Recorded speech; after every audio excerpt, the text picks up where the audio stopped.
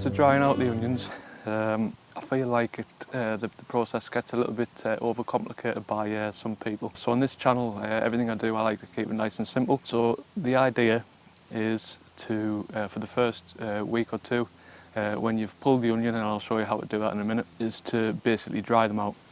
So that's all you're doing. So any which way you think will dry that onion out, you can do.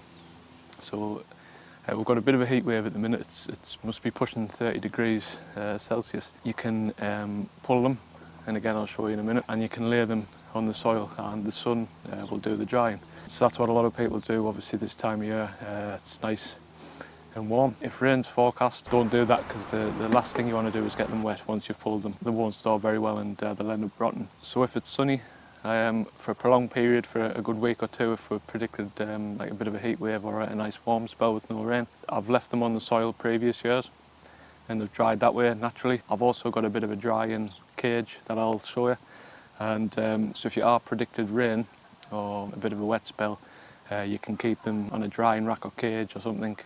Lots of people build their own, but I'll show you both methods. So I'll show you how to pull them now, then dry them.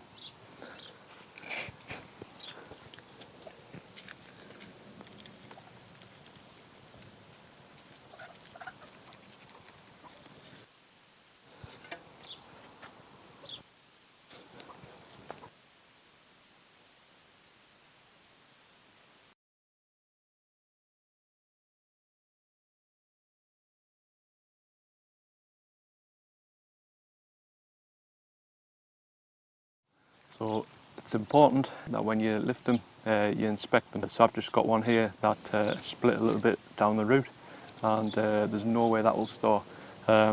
So these ones you just want to use if you can, as soon as possible really. So each one I'm digging up, I'm just having a quick look if they're okay, if there's no rips in the skin or tears. So you've got to be careful, because any little tear or rip or indent can lead to rotting in the storage stage. And they certainly won't last as long as an onion with no rips or tears or anything. So inspect every one of them, make a pile if you've got any damaged ones, and be sure to take them home and eat them straight away. Right, so we've got them all dug out. I've got a little bundle here that a couple of bits that I'm particularly happy with. I've got a couple of smaller red onions which I'm going to use tonight. But of course you can dice these up and store them in the freezer as well, and they'll last up to 6 months or so, just in a little freezer bag or a little container or tub or something. But obviously they won't be nice and raw and fresh when you go to use them, so they're only for cooking.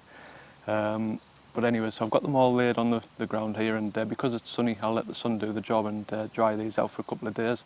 As I say, you can leave these out for a couple of weeks to dry them completely, and we'll come back when they are completely dry and ready for storing. So I'll show you what that looks like. But for the purposes of the video, I'm going to leave them out here for a couple of days, let the sun give them a hot blast, and I'm going to show you. So we'll leave it there. I'll come back in a couple of days' time, show you the storing cage, and we'll go from there. So this method here, you can use a rack or a crate or anything that can be used to nestle the onions in place so they can sit there for a couple of weeks. That allows for good circulation. So I've got a makeshift dog crate or cage here that I just found. This is set up on my workbench here, and all you're doing, not bunching them up too much, is just feeding the tops through the cage there. Doesn't matter if you snap a couple of the grains, it's all about the bulbs at this point. So as simple as that. So you're just going to let these sit here for a couple of weeks until they dry out.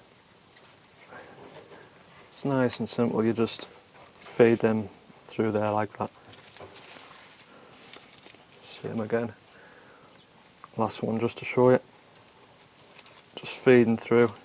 It doesn't matter if the green tops touch, it's all about the bulbs, as I say. So skins are on, roots are still there, the mud's still on. We're really not touching these at all.